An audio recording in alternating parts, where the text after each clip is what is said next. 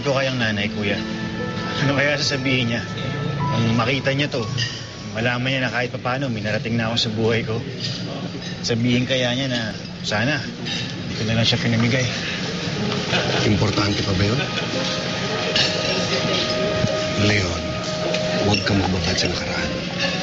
Look around you. It's a damn good day. Huwag mo na sirain by thinking about things na hindi mo na mababago. Kailangan palagi zoom forward. Isa lang sigurado ako. Kung nasaan man ang mga tunay mong magulang, they can never be as proud as I am of you.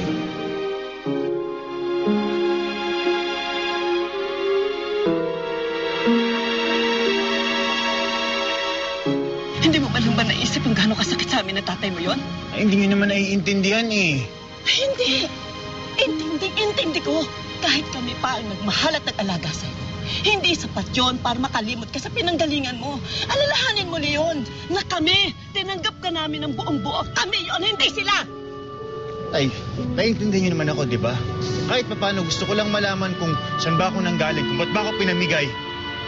Hindi maiaalis sa akin ng magtanong. Pero hindi ibig sabihin nun, nababago yun ang pagtingin ko sa inyo ni nanay.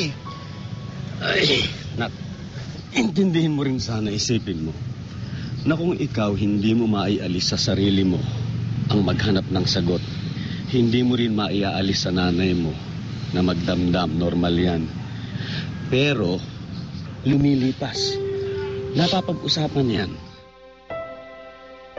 Nasusunog na nun ng kusina nung babae niya nung nanay mo. Mahal na mahal na yung drawing mo na yan eh.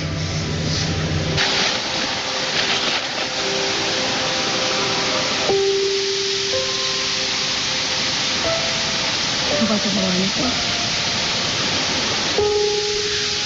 Tandaan ko na ka. Mahal na mahal kita. Mahal na mahal kita. Hanggang sa walang sandali, pinahawakan niya yung painting na yan.